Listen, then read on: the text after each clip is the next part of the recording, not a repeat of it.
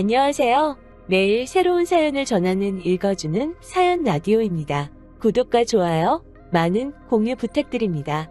오늘의 사연 시작하겠습니다. 안녕하세요. 결혼한 지 7년 된 5살 난 딸아이를 키우고 있는 30대 워킹맘이에요. 직장 생활하면서 애 키우라 힘들 때는 모른 채 하시더니 이제 와서 합가 타령하시는 시어머니 때문에 아주 환장하겠어요. 그나마 중간에서 남편이 자기 역할이라도 똑바로 해주면 좋을 텐데 남편은 남편대로 자기 어머니 마음 상할까봐 걱정이라며 할 말도 제대로 못하고 그러니 저만 나쁜 사람이 되더라고요. 그래서 남편한테 저 아니면 어머님 둘 중 한 사람을 택하라니까 그래도 끝까지 곧 죽어도 그게 저라는 소리는 안 하대요. 유치하다면서 그러지 말라는 핀잔만 하고요. 솔직히 저도 그런 유치한 질문은 하고 싶지 않았어요. 하지만 오죽하면 그랬을까요?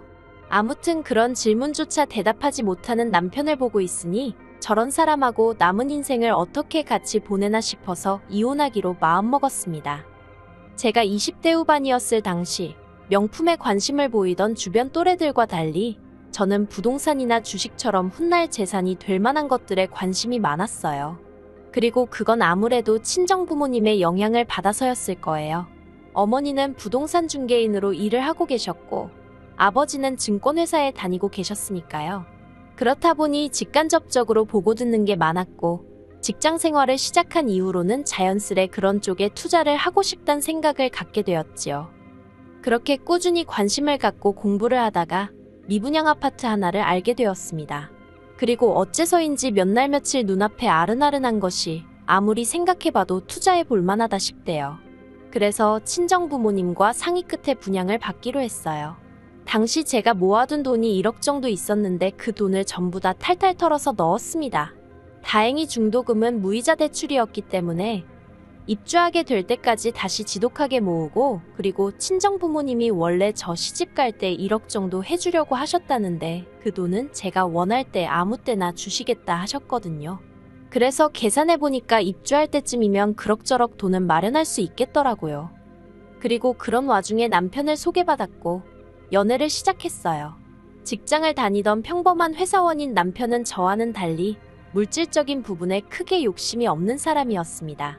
성격도 자기 주장을 크게 내세우는 편이 아니어서 사귀는 동안 서로 부딪힐 일이 별로 없었지요. 그렇게 1년을 조금 넘게 사귀었을 무렵 남편이 결혼하자고 하더라고요. 하지만 당시에 제 돈이 전부 다 아파트에 묶여 있었잖아요. 그래서 남편에게 상황을 설명했는데 괜찮다고 하더라고요. 그래서 바로는 결혼하지 못하고 프로포즈를 받고 1년이 더 지나서야 결혼하게 되었습니다. 참고로 왜 1년이냐 하면 그 1년 동안 결혼 자금을 모았거든요. 친정 부모님께는 이미 1억을 받기로 되어 있었기에 더는 부담을 드리고 싶지 않았어요. 아무튼 그렇게 식을 올리고 저희는 남편이 살고 있던 18평짜리 아파트에서 신혼살림을 시작했습니다. 그런데 이 부분에 있어서 제가 솔직히 억울한 게 저는 당연히 남편 소유라고 생각했었거든요. 그런데 나중에 남편이 한다는 말이 자기는 한 번도 자기 거라고 한 적이 없답니다. 제멋대로 오해한 거라고요. 하지만 제가 남편더러 지금 사는 곳이 전세냐고 물었을 때 남편은 아니 자가야 라고 대답했고 그래서 저는 당연히 남편 명의일 거라고 생각한 거예요. 나중에 어머님도 말씀하시길 남편 줄 거라고 하시긴 했지만요. 하지만 어찌됐건 엄밀히 따지고 보자면 남편은 거의 빈몸으로 장가를 온 거나 마찬가지대요. 꼼꼼하게 따져묻지 않은 제 탓이지요 뭐. 그때를 생각하면 지금도 스스로한테 답답한 마음이에요. 아무튼 리모델링을 하기에는 집 상태가 나쁘지 않았고 그리고 저 혼자 생각이긴 했지만 여기서 살다가 제 아파트에 입주하면 되겠다 싶더라고요. 그래서 도배만 새로 했어요. 그리고 냉장고부터 시작해서 큰 가전제품들과 가구들은 제가 혼수라고 생각하고 다 바꿨네요. 이건 어차피 이사 갈 때 들고 갔으니까 혼수로 해간 게 크게 억울하고 그러진 않았어요. 그런데 어머님은 이후로 걸핏하면 남편이 집을 해왔는데 제가 예단을 안 해왔다고 그걸 흠을 잡으시대요.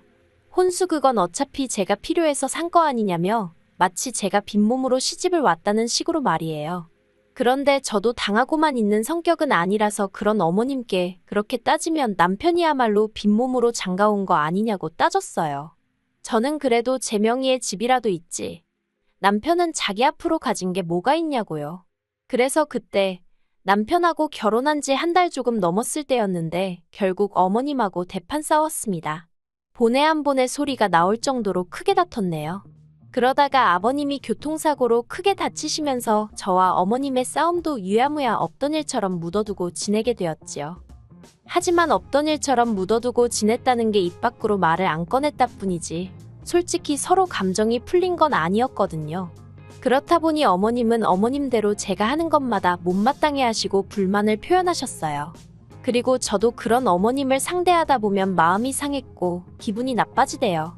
그래서 시댁에 일이 있거나 하면 남편만 보내기도 하고 이런저런 핑계를 대면서 저는 빠지고 그랬습니다. 제가 잘했다는 건 아니에요. 하지만 저도 제 나름대로 살 길을 강구했어야 했던 게 어머님하고 한번 감정 소모를 하고 나면 그 스트레스가 얼마나 컸던지 며칠을 끙끙 앓아야 할 지경이었거든요. 아무튼 그렇게 지내다가 저희 부부는 제 아파트로 이사를 하게 되었어요.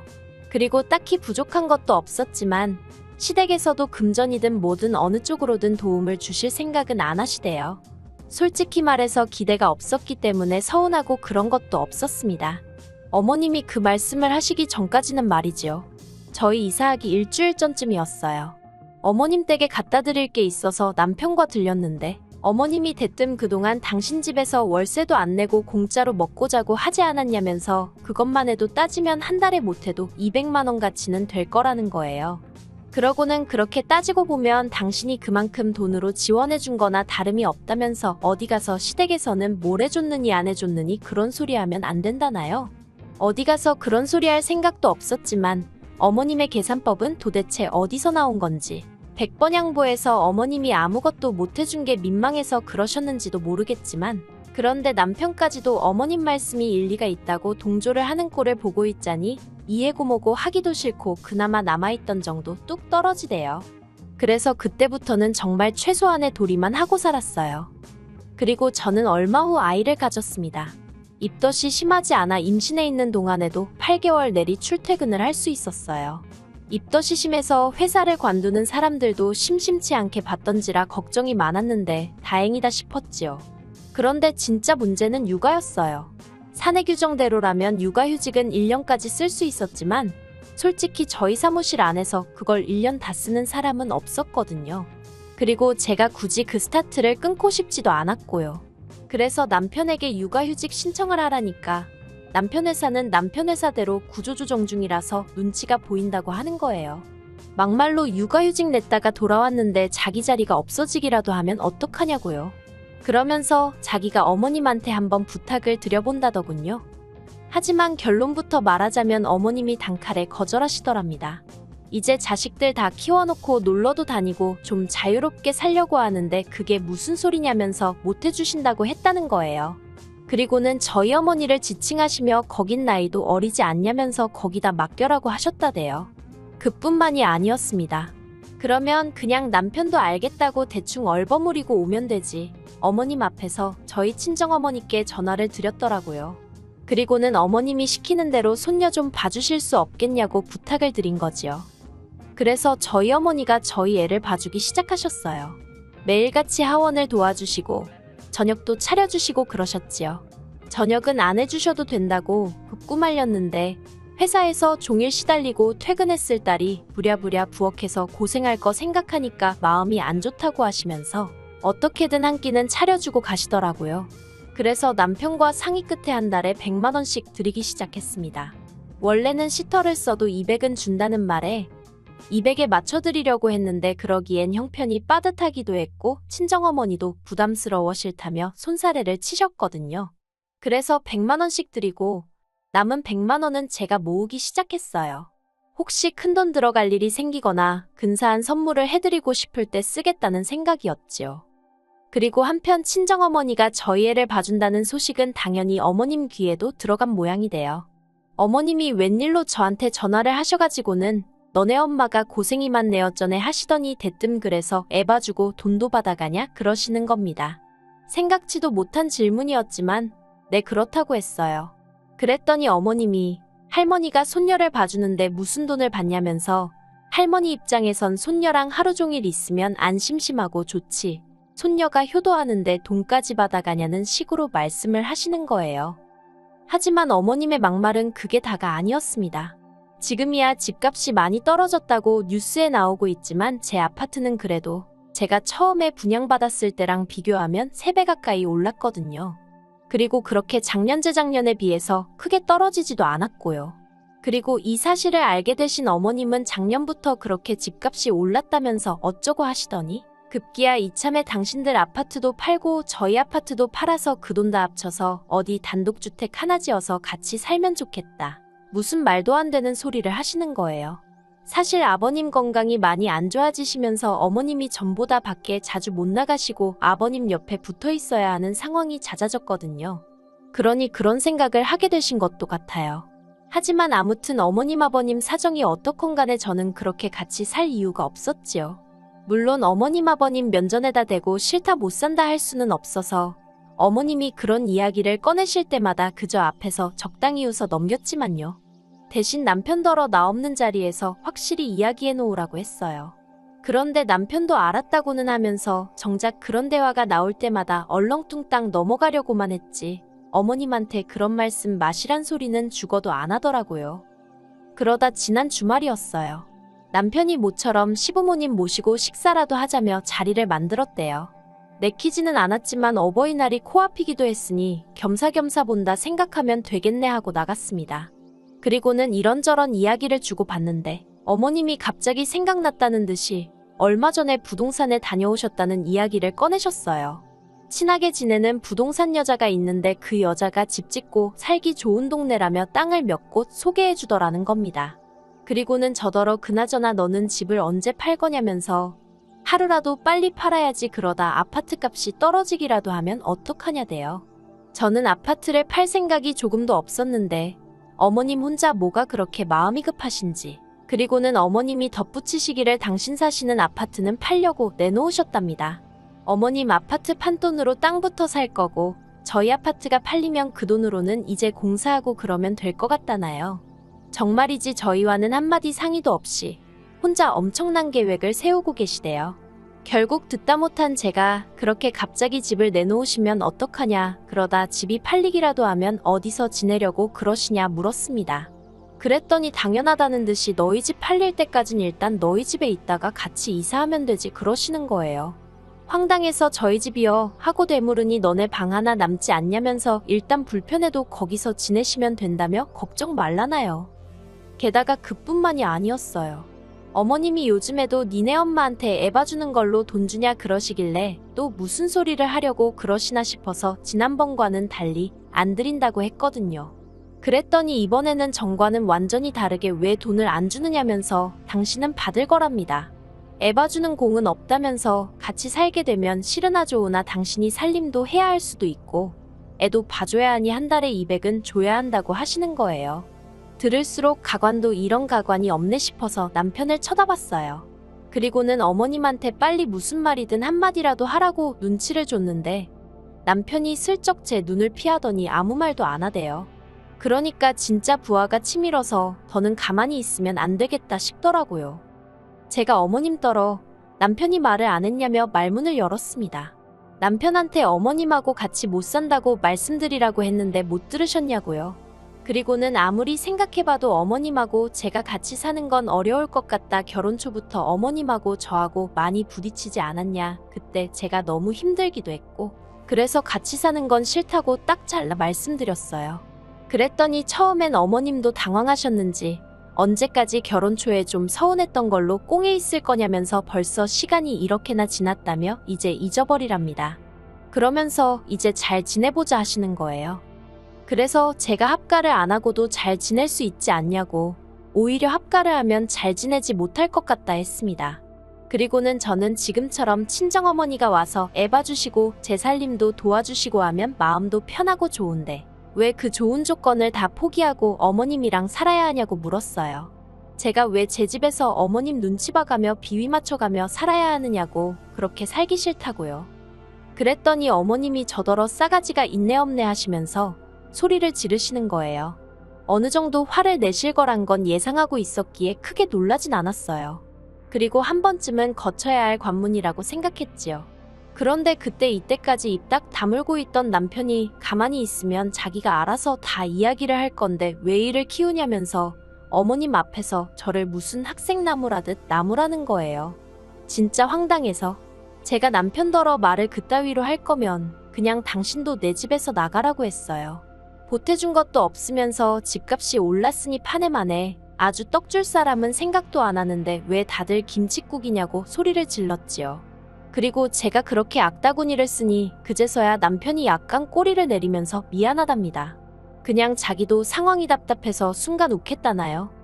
제가 남편더러 나랑 살 거면 어머님한테 확실히 같이 못 산다고 못을 박으라고, 그리고 이제 내가 어머님하고 마주치는 일은 없게 해달라고 했어요. 한마디로 어머님하고 나 둘 중에 하나만 고르라는 얘기야 하니까 남편이 곤혹스러운 표정으로 시간을 좀 달랍니다.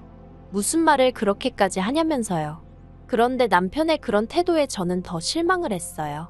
어떻게 남편이 돼서는 아내한테 끝까지 믿음을 못 주나 싶은 게 한심하기도 하고, 그동안 남편이랑 산 세월이 다 허송세월 같고 그렇더라고요. 그래서 결국 남편한테 더 주고 말고 할 시간 없다고 깔끔하게 이혼하자 했습니다. 남편더러 협의 이혼할 건지 소송을 할 건지 그 정도는 선택할 수 있지 하고는 2주 줄 테니 결정해서 알려달라고 했어요. 그리고는 딸 데리고 일단 친정으로 왔네요. 그리고 이렇게 사연을 적으면서 과거를 곱씹어보니 생각할수록 이혼만이 답인 것 같습니다. 저랑 이혼하면 남편은 개털이나 마찬가지인데 솔직히 불쌍한 거 없어요.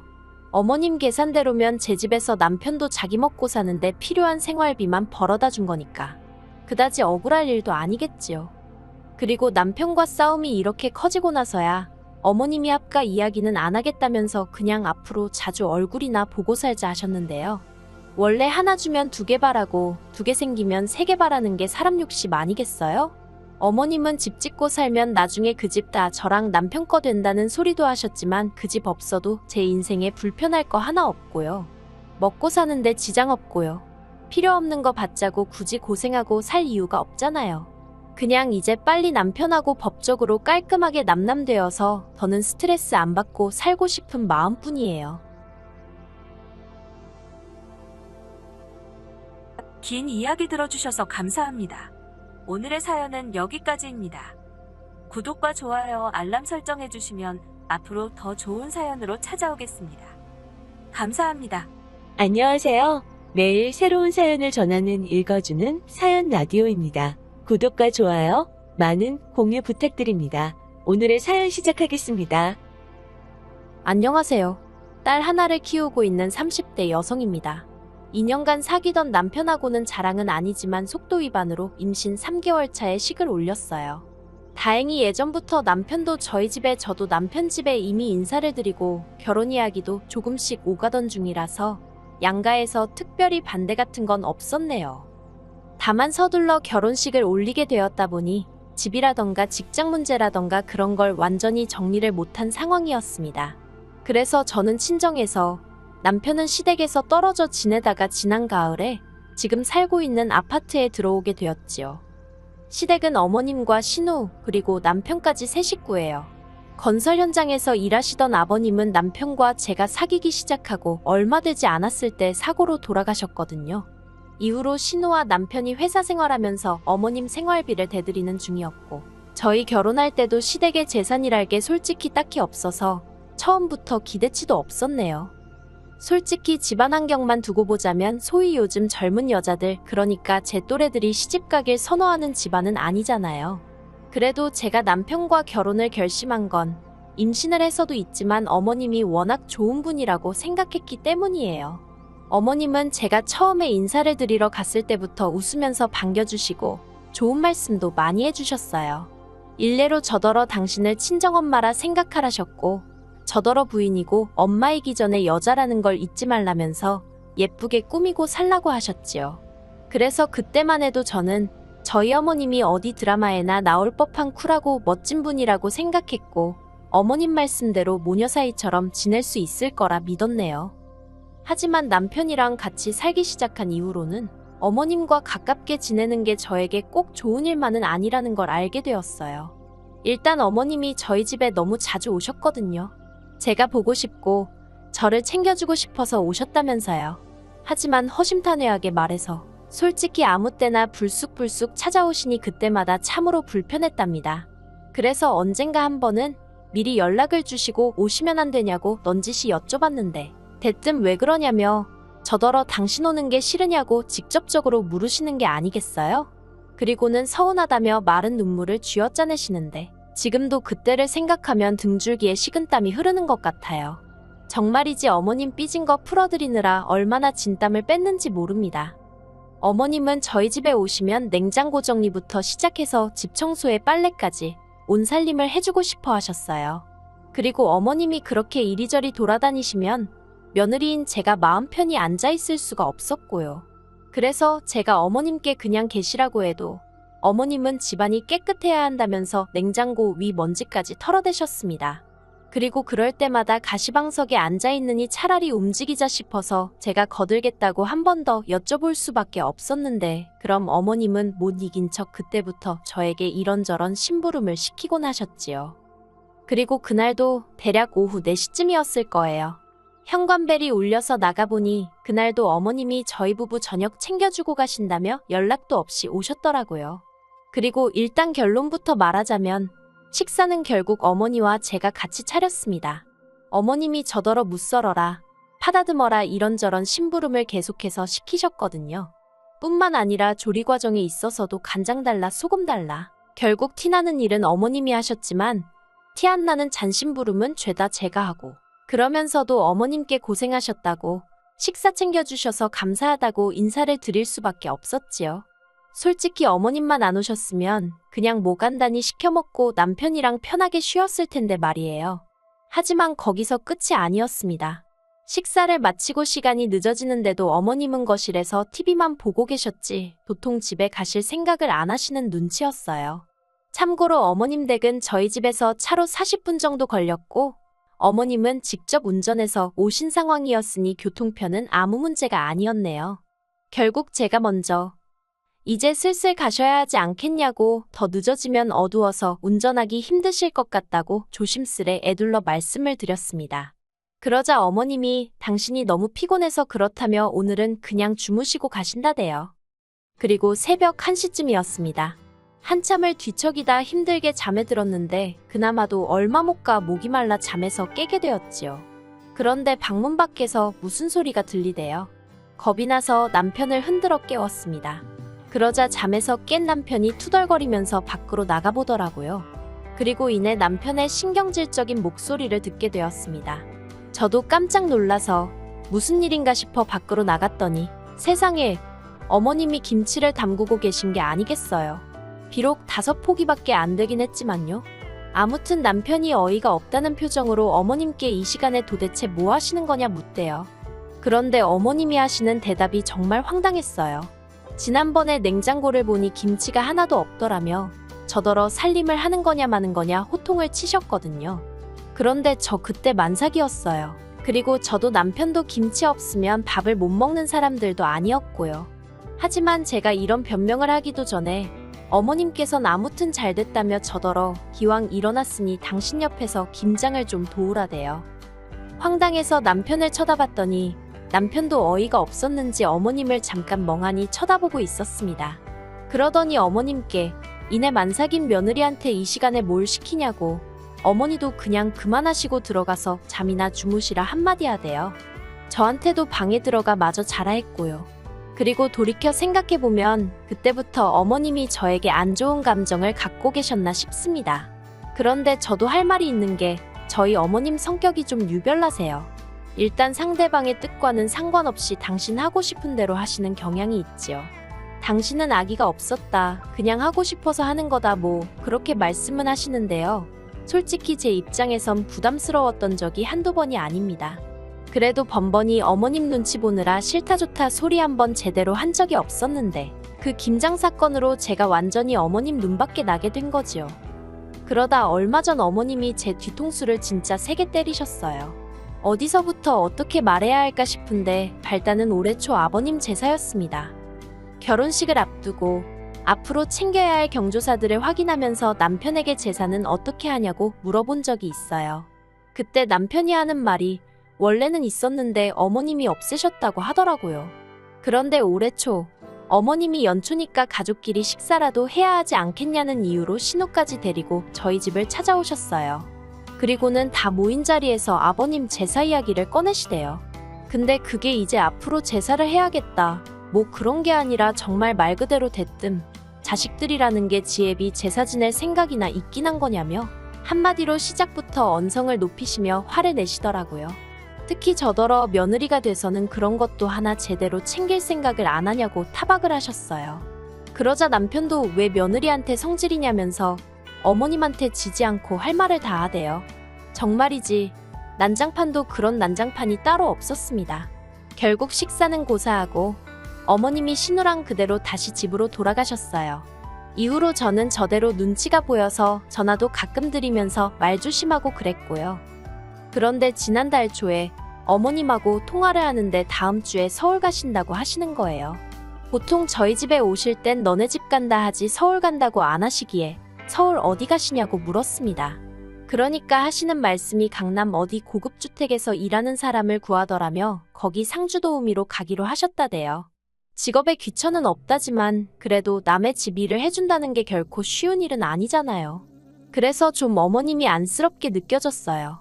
하지만 이미 드리는 생활비에서 돈을 더 챙겨드릴 상황도 못 되었고 제가 별다른 해결책을 갖고 있는 것도 아닌데 하시라 마시라 할 수가 없더라고요. 그래서 그냥 어머님께서 생각 많이 하시고 결정하셨을 테니 응원한다고 건강 잘 챙기시라고 했네요. 어머님도 알겠다면서 남편에게는 비밀로 해달라 하셨고요. 그런데 그 통화를 하고 한 일주일이나 지났을까? 하루는 퇴근한 남편이 씩씩거리면서 저에게 어머님이 왜 서울에 가신 건지 아냐고 따지고 들대요. 어머님이 비밀로 해달라고 하셨으니까 저는 저대로 약속을 지키기 위해서 잘 모르겠다고 시치미를 뗐고요. 그런데 남편이 눈을 정말 희번덕거리면서 어머님께 다 들었답니다. 그리고는 저더러 어떻게 그럴 수가 있냐는 거예요. 시어머니가 남의 집 식모살이 하러 가는데 어떻게 그걸 안 말릴 수가 있냐고요. 알고 보니까 어머님은 남의 집에 가신 일도 없으셨어요. 그냥 제가 어떻게 나올지 궁금해서 저를 한번 떠보신 거라대요. 그러면서 어머님은 제가 가지 마시라고 잡을 줄 알았는데 그러질 않아서 크게 실망하셨다나요. 뿐만 아니라 남편한테 당신처럼 살림 다 해주고 며느리 모시고 사는 시애미가 어딨냐면서 그런데도 저는 고마운 줄을 모른다고 이제 보니 인성이 덜 된 것 같다고 정말 별의별 소리를 다 하셨더군요. 듣고 있자니 어찌나 억울하던지 도저히 가만히 있을 수가 없었습니다. 그래서 어머님이 한두 살 먹은 어린애도 아니고 결정 다 내리고 진지하게 말씀하시는데 그걸 내가 무슨 수로 무슨 권리로 이래라 저래라 하겠냐고 따졌어요. 게다가 어머님이 먼저 당신한테 비밀로 해달라고 한 거고 집안일도 내가 언제 해달라고 했냐. 나야말로 어머님이 이래저래 내 살림 들쑤시고 다니면서 나는 나대로 고생시키고 그러면서도 생색내시는 거 불편해 죽겠다고 그간 마음속에 맺힌 말을 마구 쏟아냈지요.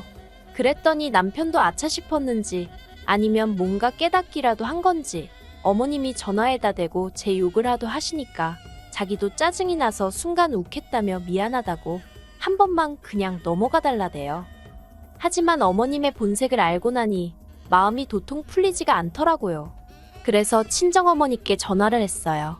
행여 친정어머니가 걱정하실까봐 미주알고주알 말은 안 하고 그냥 어머님이 요새 말을 좀 섭섭하게 하신다며 운을 띄웠지요.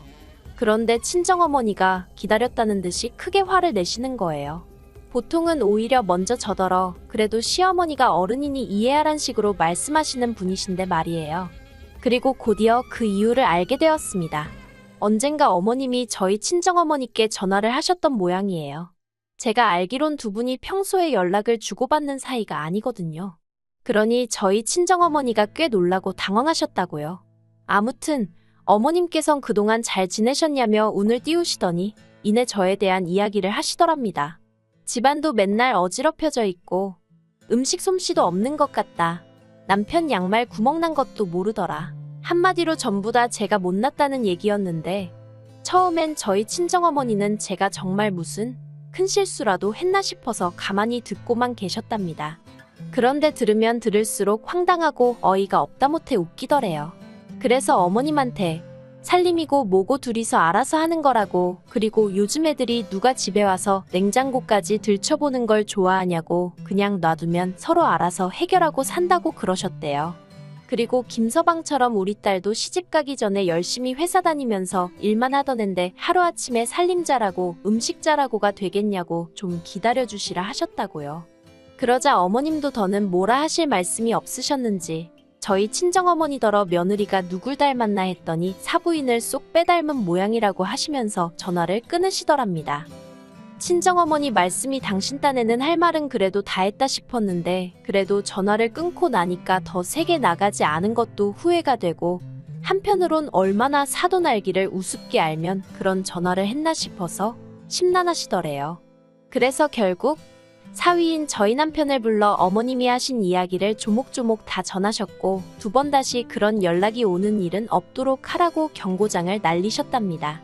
남편은 쩔쩔매매 죄송하다고 제발 부탁이니 저한테는 비밀로 해달라고 했다고요. 그리고는 친정어머니가 그때 남편이 보낸 문자라며 보여주셨는데 그 시기가 저 아기 낳고 산후조리원 갔다가 집에 왔던 때였어요. 정말이지 어이가 없어서 애 낳고 1달도 안 된 며느리 집에 청소며 빨래며 도와주러 온다고 세상에서 무슨 제일 자상한 시어머니 행세를 하시더니 뒤에선 그런 식으로 제 흉을 보고 다니신 거잖아요. 그것도 상대가 누군지 생각도 안 하고 말이에요. 막말로 저희 친정어머니한테도 제 흉을 보실 정도였으면 이모님부터 시작해서 당신 지인들한텐 저를 얼마나 씹어댔을지 제가 남편한테 친정어머니한테 다 들었다며 그간의 일도 따지고 들었습니다. 그러자 남편이 어머님이 원래 말이 많고 그래서 여기저기 잡음도 많은데 자기가 깜빡했다면서 그냥 무조건 미안하다대요. 솔직히 그렇게 마음에 안 드시면 저한테 대놓고 말씀을 하시던가 그랬으면 오히려 제가 더 죄송하고 고칠 게 있으면 고쳐보려 노력하고 했을 텐데 말이지요. 그런데 앞에선 다 이해하시는 척 아무렇지 않은 척 하셔놓고 상식적으로 이해가 안 가대요. 그렇게 해서 막말로 어머님 아들이 저랑 이혼이라도 하게 되면 그땐 어떻게 하실 생각이셨을까요? 아무튼 그날 이후로 지금까지 1달 조금 안 되는 시간 동안 한 번도 연락을 안 드렸습니다. 그러다가 엊그제 언제까지 이렇게 지낼 수도 없지 않나 싶어서 모른 척하고 전화를 드렸는데 어머님도 이젠 뭐 막말로 들킬 거 다 들켰다 싶으셨는지 저더러 형식적으로 전화하는 거면 하지 말라며 짜증을 내시대요. 그 말을 듣는데 저도 순간 욱했습니다. 솔직히 어머님도 아무렇지 않은 척 하시면 그냥 없었던 일처럼 지나가려고 했거든요. 까놓고 제가 어머님하고 친정어머니 모셔놓고 삼자대면이라도 하겠어요? 아니면 제가 뭐 맞냐 틀리냐 따지고 들기를 했겠어요. 그런데 어머님은 미안한 기색도 없으시지. 어떻게 상황을 나아지게 하려는 시도도 없으시지. 한마디로 희망이 안 보이더라고요. 그래서 알겠다고 했습니다. 형식적으로 드린 건 아닌데 그렇게 받아들이셨다니 저도 뭐 더 할 말 없다고요. 그리고 남편에게도 어머님한테 당분간 내가 먼저 연락드리고 할 일은 없을 것 같으니 당신은 당신대로 알아서 행동하라 했어요. 솔직히 앞뒤 다른 시어머니가 어디서 또 어떻게 말을 꾸며내실지 모르기 때문에 상황이 어떻게 되건 간에 계속해서 거리를 두고 살 작정이에요. 그게 제 정신건강에 좋을 것 같거든요. 긴 이야기 들어주셔서 감사합니다. 오늘의 사연은 여기까지입니다. 구독과 좋아요, 알람 설정해주시면 앞으로 더 좋은 사연으로 찾아오겠습니다. 감사합니다. 안녕하세요. 매일 새로운 사연을 전하는 읽어주는 사연 라디오입니다. 구독과 좋아요, 많은 공유 부탁드립니다. 오늘의 사연 시작하겠습니다. 안녕하세요. 결혼한 지 5년 차의 딸아이 하나를 키우고 있는 30대 후반의 워킹맘입니다. 집안일을 하면서 다른 분들의 사연을 재밌게 듣곤 했는데 오늘은 제 이야기를 해보려고 해요. 바로 저희 남편에 대한 이야기인데요. 저희 남편은 사람이 게으른 건 아닌데 매사 성의가 부족하달까요? 그리고 그런 남편을 더는 제가 받아주질 못하겠어서 이번에 제대로 본때를 보여줬습니다. 생각해보면 연애 때부터 결혼할 때도 그렇고 남편은 늘 수동적인 사람이었어요. 뭔가를 먼저 하자는 적이 없었고 하다못해 뭐가 먹고 싶냐고 물어도 아무거나 괜찮다고 대답하는 식이었지요. 근데 연애 때는 그런 남편의 태도가 저를 배려해서 그러는 줄 알았습니다. 저는 제 의견이 확실한 사람이었기에 남편의 그런 뜨뜻미지근한 반응이 처음엔 오히려 다행이다 싶기도 했고요. 물에 물 탄 듯 술에 술 탄 듯 그런 느낌이라고 해야 할지 아무튼 싸울 일이 없으니까 좋았거든요.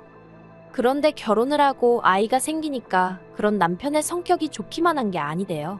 제가 전업주부면 모를까. 육아휴직을 제외하고는 계속해서 저도 맞벌이를 하고 있었거든요.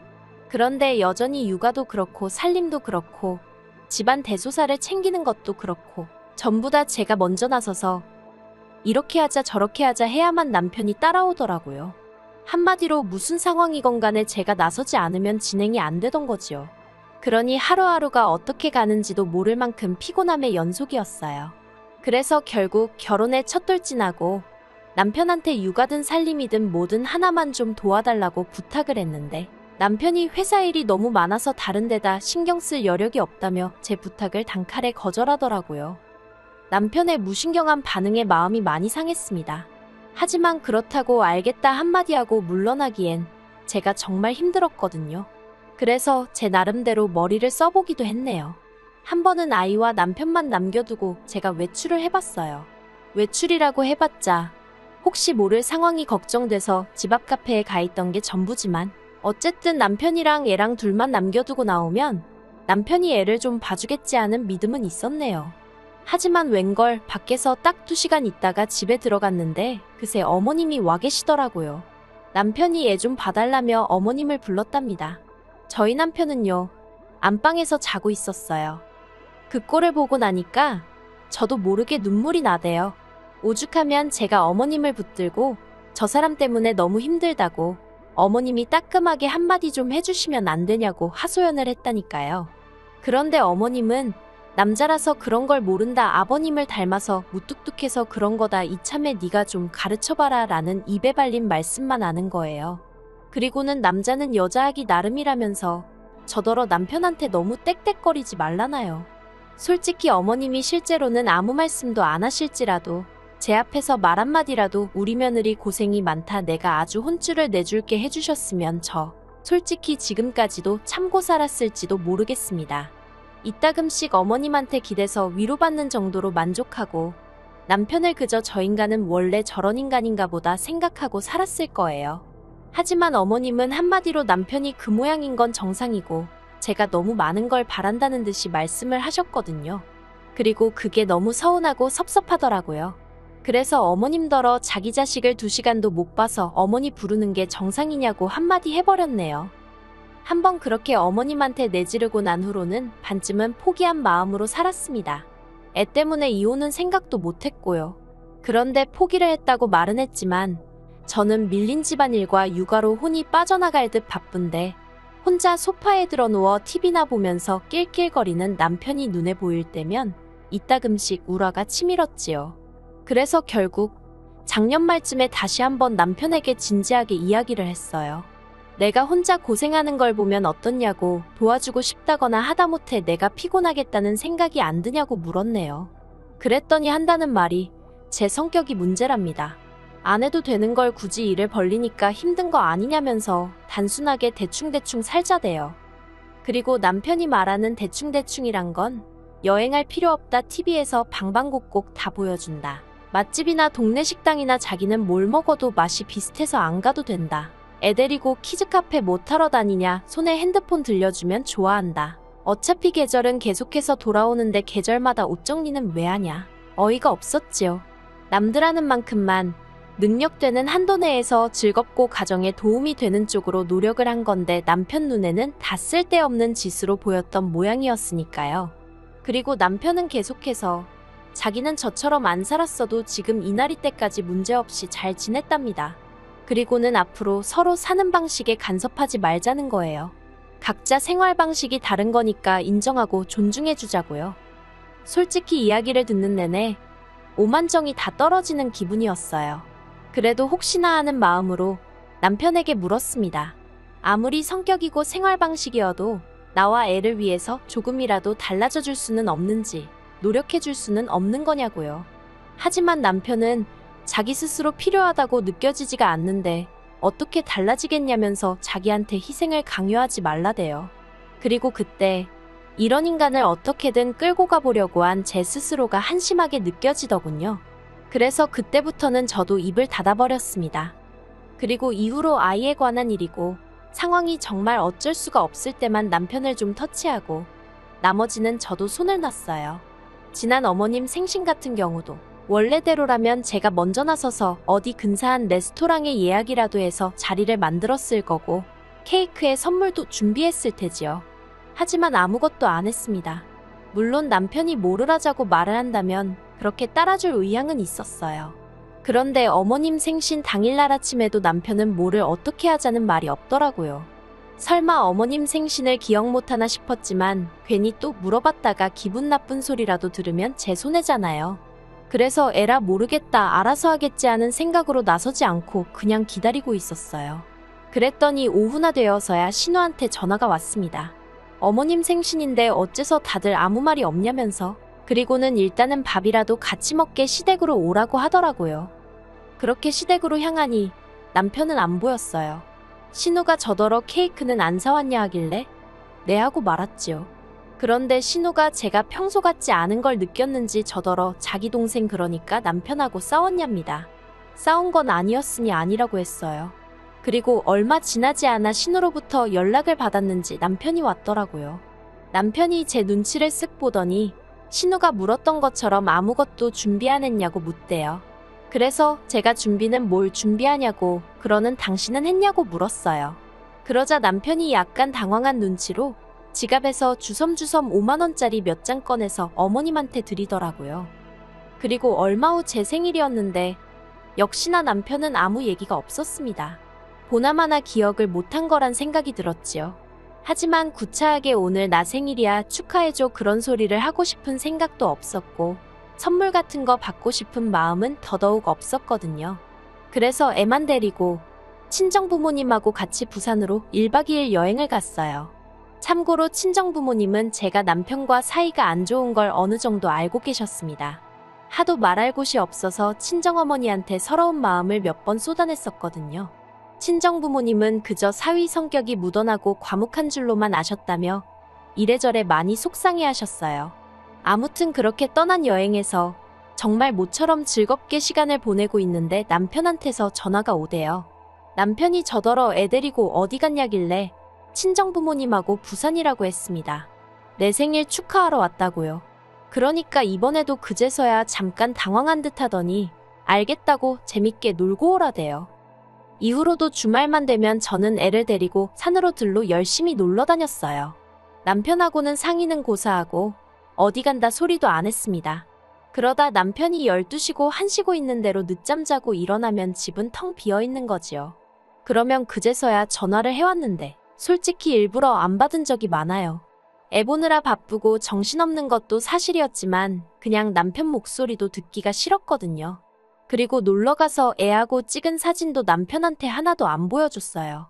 예전 같으면 동영상도 보내주고 이건 뭐 하다 찍었고 저건 이거 하다 찍었고 설명도 해줬을 텐데 그런 것도 일절 안 했습니다. 전에 몇 번씩이나 비슷한 사진을 뭐하러 그렇게 찍냐면서 귀찮은 티를 팍팍 낸 적이 있었거든요. 솔직히 부모 입장에서 애가 하루가 다르게 크는데 비슷한 사진이 어디 있나요?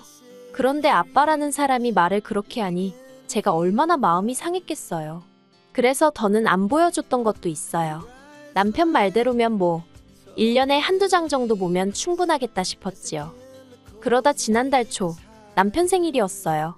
남편이 제 생일을 챙겨주긴커녕 기억도 못했는데 저라고 뭘 챙겨주고 싶었겠어요? 저도 미역국도 안 끓였고 그냥 계란국에 햄 굽고 김치 꺼내서 밥 줬습니다.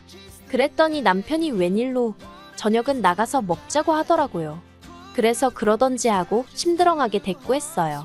그런데 남편이 저더러 별로 안 좋아하네 그러는 거예요. 어이가 없어서 자기가 외식하자고 하면 제가 산책 가는 강아지 마냥 신나서 꼬리라도 흔들 줄 알았나 봐요.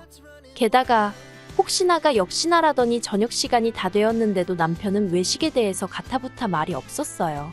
그래서 제가 밥 어떡할 거냐고 하니까 저더러 어디 갈지 생각해보라나요. 그 소리를 듣는데 얼마나 짜증이 나던지 나는 아무 생각도 없다고 안 가도 그만이라고 했습니다. 그래서 결국 라면 끓여 먹었네요. 그리고 결국 남편 생일로부터 며칠 지나서 남편과 제가 제대로 한판하게 되었어요. 그날은 날씨도 너무 좋았고 여기저기서 벚꽃 축제도 열렸거든요. 친정 부모님이 우리도 갔다 올까 하시길래 좋다고 했습니다. 그렇지 않아도 애랑 둘이 꽃놀이 갈 생각을 하면 가긴 가야겠는데 싶으면서도 엄두가 안 나던 차였거든요. 그렇게 즐거운 하루를 보내고 집에 들어오니 저녁 8시였어요. 현관에 들어서는데 남편이 불 꺼진 거실에서 혼자 소파에 앉아 제가 들어오는 현관만 노려보고 있더라고요. 제가 너무 놀라서 미쳤냐고, 왜 거기 그러고 있냐고 한마디 했네요. 그랬더니 저더러 한다는 소리가 애 데리고 주말마다 놀러나 다니고 제 팔자가 참 부럽답니다. 그 말을 듣는데 순간 속에서 화가 치솟아 오르더라고요. 애랑 다니는 게 솔직히 매일같이 즐겁고 신나서 다니는 건 아니잖아요. 하지만 엄마니까 애한테 하나라도 더 보여주고 알려주고 싶은 마음으로 힘들어도 참아가면서 움직이는 건데 차라리 같이 못 가서 미안하다, 애한테 신경 써줘서 고맙다고나 하지. 하지만 남편이 하는 막말은 그게 다가 아니었습니다. 저더러 자기가 돈만 벌어다주는 ATM으로 보이냐, 자기가 호구냐 그러더니 기분이 너무 더럽다나요. 어이가 없었지만 그런 남편에게 저는 눈 하나 깜짝 안 하고 돈은 당신만 버냐고, 나도 당신만큼 번다고 그깟 생활비 몇 푼 주는 걸로 유세 떨지 말라고 했어요. 그랬더니 자기도 가정이 어떻게 돌아가는지는 알아야 할 거 아니냐 어쩌냐 하길래 하고 싶은 말이 뭐냐고, 예전처럼 하나부터 10까지 내가 다 계획 세우고 당신은 무슨 귀빈 모셔가듯이 자리만 빛내주세요, 그렇게 해달라는 거냐고, 그런 거면 꿈 깨라 했지요. 그리고는 전에 서로 간섭하지 말고 살자는 건 당신 아니었냐, 그런데 왜 이제 와서 말을 바꾸냐 했습니다. 그랬더니 남편이 황당해서 정말이지 제 앞에서 울더라니까요. 남편이랑 사는 동안 몇 번이고 울고 싶었던 건 저였는데 자기는 겨우 몇 달, 그것도 제가 자기를 힘들게 한 것도 아니고 자기가 바라는 대로 그냥 내버려둬 줬더니 정말 웃기지도 않더라고요. 그래서 울던지 말던지 내버려두고 애 데리고 안방에서 잤어요. 자기가 울면 상황이 얼마나 달라질 줄 알았나 생각하니까 화가 더 나기도 했었고요. 그런데 이튿날 어이없게도 남편이 또 어머님을 불렀더군요. 남편이 어머님한테 뭘 어떻게 설명한 건지 어머님이 화가 단단히 나셔서 저희 집에 오셨습니다. 그리고는 저더러 얘기 좀 하자 하시더니 아무리 그래도 그렇지 어떻게 남편을 울리냐면서 다짜고짜 남편한테 가서 사과하라고 하시는 거예요. 저도 이번엔 그냥 넘어갈 수가 없어서 사과 못한다고 했어요. 지금도 남편이 스스로 노력을 해서 상황을 바꾸려고 해야 하는데 어머님 부른 것 좀 보라고, 이게 정상이냐고요. 그리고도 저는 도무지 끓어오르는 화를 참을 수가 없었고 그래서 남편이 있던 작은 방으로 향했습니다.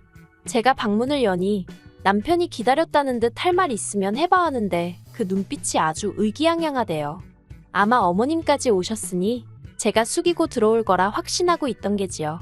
하지만 저는 그런 남편의 면전에다 대고 이혼 이야기를 꺼냈습니다.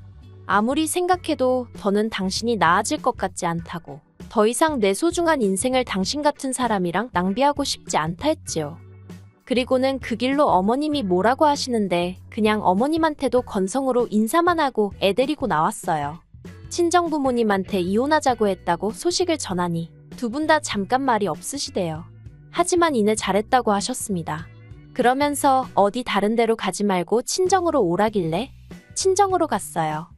그리고 남편도 많이 놀랐는지 얼마 지나지 않아 저희 친정으로 절 보러 왔더라고요. 진심으로 사과하러 왔다면서 기회를 한 번만 더 달라고. 제가 그 정도로 상처받은 줄 몰랐답니다. 그런데 그런 남편의 사과를 참으로 오랫동안 기다려왔었는데 말이지요. 막상 남편이 사과를 해오니 너무 늦었다는 생각이 들대요.